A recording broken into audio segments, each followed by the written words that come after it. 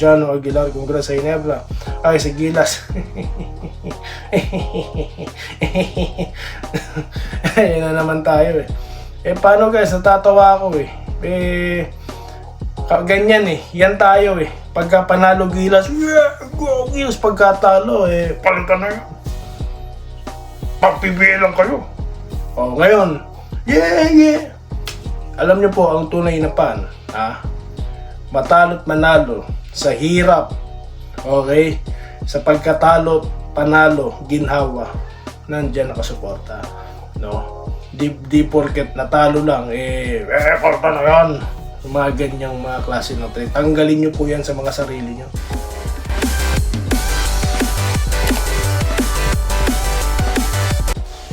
Yo, what's up guys? Welcome back dito po sa Denry Caldo, Doy Sports. Well, na-miss ko po kayo Alright? Ito po ang ating pagbabalik, okay, sa ating studio. Ating po pag-uusapan ang pagkapanalo po ng Gilas laban po rito sa Saudi Arabia. Nag-live tayo kanina Salamat po sa mga nanood. Ganoon din po, pag-usapan din natin itong nangyari sa MPBL. Okay? Yan ang ating mga pag-uusapan at mga pa-shoutout. Bago po yan, salamat po muna guys sa inyo. Okay? Sa patuloy na pag-suporta sa mga hindi pa po subscribers sa channel na ito. Pindot na po guys, road to 18k na po tayo. Alright, so dito na po tayo sa ating gustong pag-usapan na Gilas Pilipinas. Kanina po nag-live tayo, at marami po nanood. Umaabot na po sa 1,000. Salamat po Okay, nakako po tayo magbabalik, kaya nandito na po tayo. Okay, tayo po yung nagbakasyon lamang guys. Kung gusto nyo mapanood ang ating pagbabakasyon, abangan nyo na lang po. Alright, so dito po tayo sa Gilas Pilipinas na nagwagi courtesy of, yung kanila pong pagtutulungan. Okay. Costly nga lang po ang pagkapanalo nila dahil na-injured po. Ito po ang ating CJ Perez, di po ba? Pero naipanalo po nila. Okay, dahil po dyan, of course, a 3-point shot na naman po ni Justin Brownlee. So nag-flashback na naman po yung ginawa niya ng Asian Games.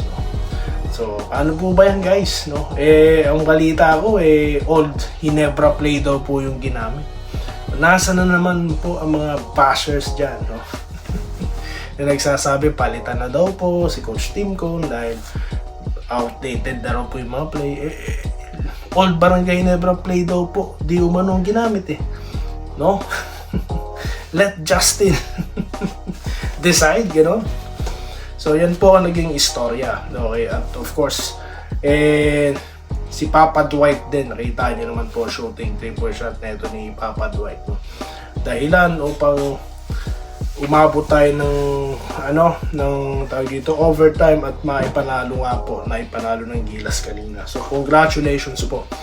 Okay, dito po sa ating Gilas Pilipinas, ang dami po naging basher nung natalo ng 1-2 laro Ano sabi ko sa inyo? Anong sabi ni Doy TV sa inyo?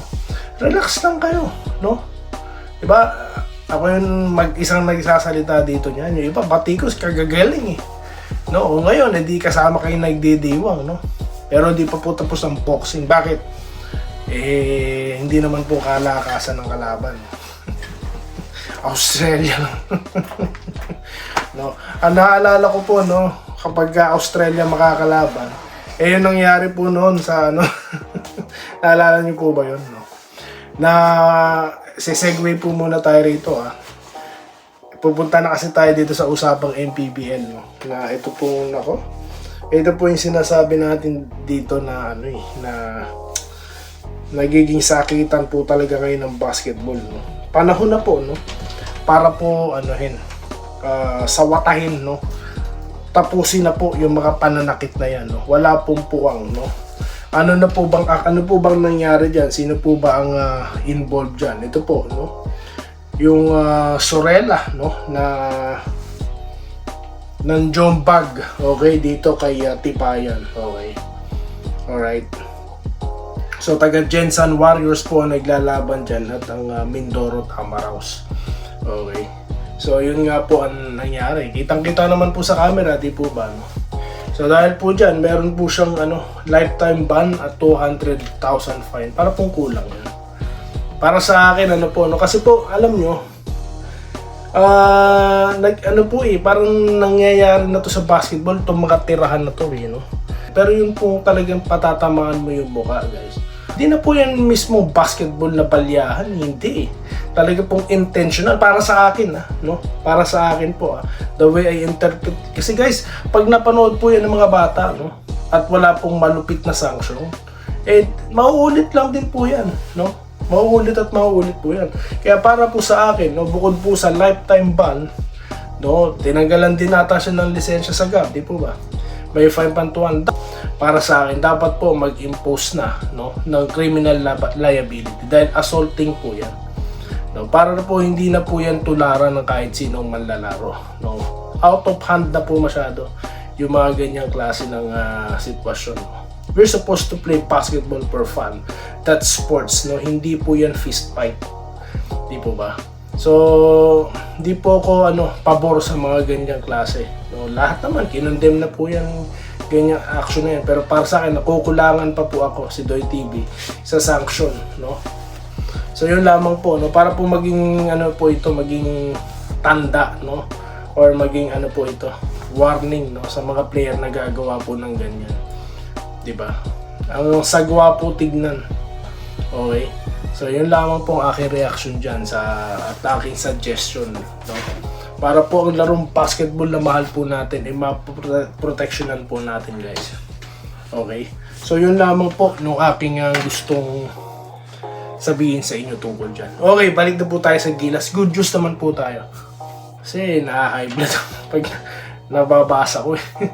So, yun nga po, no? Nagdiriwang po ang Gilas, no? At ngayon po, pag-uusapan din natin sa susunod na content yung makakalaban nila, guys. Okay, magbibigay po tayo ng mapag-iisipan nyo, no? Yung analysis, or sa ngayon po, shoutout po muna tayo. Alam ko, namimiss nyo po ang ating mga pa-shoutout. Di po ba?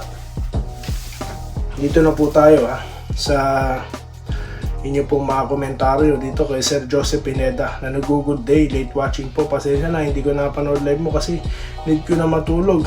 Okay lang po yun, sir. Ako naman po sakto naka-hook up, no? At naisip ko lang mag-live.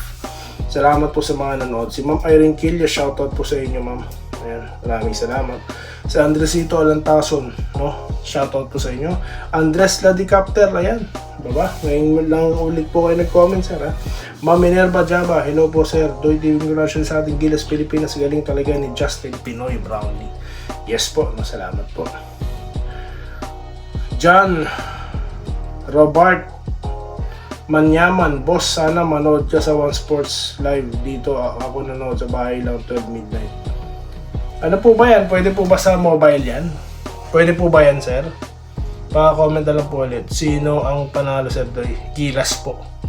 Gilas Pilipinas po nanalo. Panalo tayo, sabi po ni Meryl Prioso.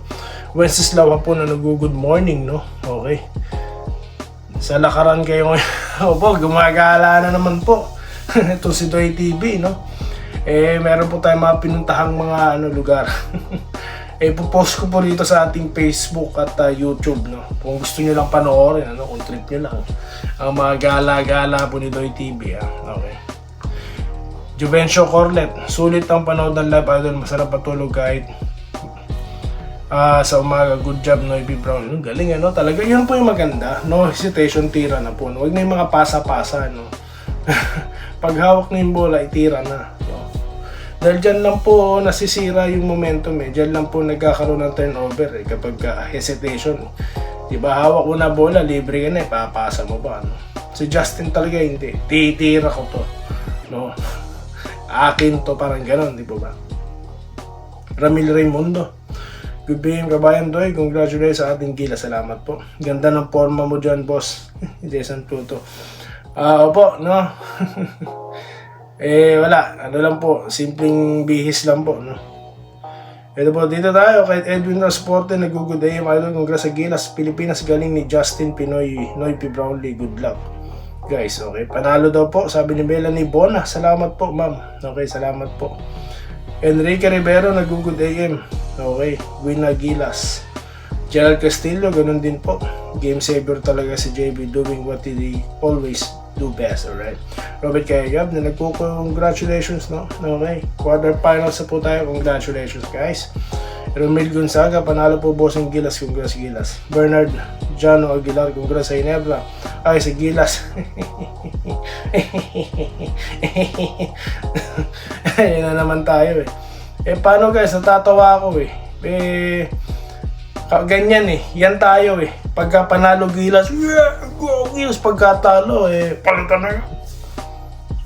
Pagpibilang kayo. Ngayon, yeah. Alam niyo po ang tunay na pan, matalo't manalo sa hirap. Okay? Sa pagkatalo, panalo, ginhawa, nandyan ako suporta. No? Di porket natalo lang, porta na yan. Mga ganyang mga klase ng trade. Tanggalin nyo po yan sa mga sarili nyo.